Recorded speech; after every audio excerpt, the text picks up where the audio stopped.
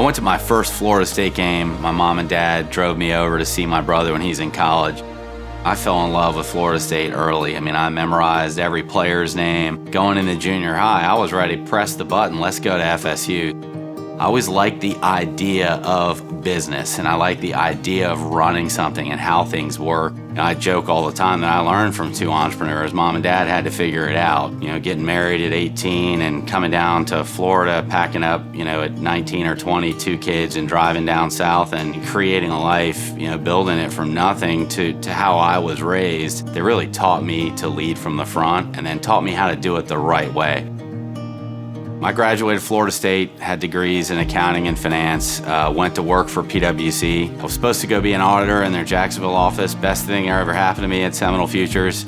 The management consulting services partner recruited me out from under the audit team and brought me down here to Tampa.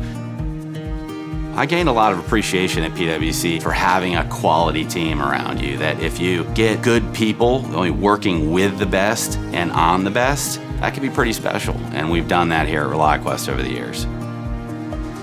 PwC sold to IBM. I went back in, used my accounting degree, and so in 2007, Friday night in Tallahassee, before a home game, I started ReliQuest. I wanted to build something. I couldn't tell you what that something was going to be. We were going to deliver IT projects to large corporations. We talked about our first customers. They've always been large enterprises, because I figured it takes the same amount of effort to get business with a small company as it does a large one. So let's just open up the book and get after it. And here we are in 2022 with more than 1,100 teammates globally, doing more than $200 million in annual recurring revenue with a valuation in the multi-billions. It's been a fun run, and we've been through some things. So great recession, pandemic, just does prove if you just keep going, you'll be okay.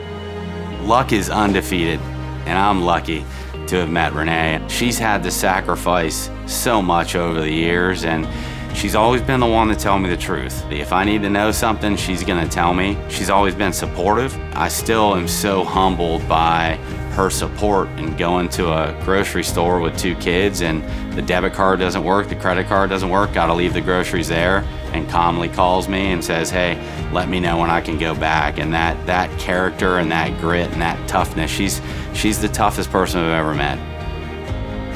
I've got two amazing children. Our son, Parker, 13 years old, getting ready to turn 14. Our daughter, Devin, 16 years old, getting ready to turn 17, and you've never wanted more for two souls in your life. You're just the biggest cheerleader in the world, and so they've taught me a ton, whether they realize it or not, how to just be better, and so I appreciate them both.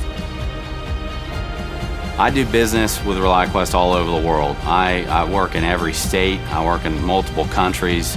I've worked with people from the graduate degrees and master's degrees from every university, and I still go back to Florida State being key to my development, and that grit and that humility and that work ethic of Florida State. And I think we need to keep that humility, but all of us need to turn around and give back to Florida State and to that College of Business so that we can no longer be humble and we can show the world how great Florida State is, how great our College of Business is, and how much our people have done and will continue to do going forward.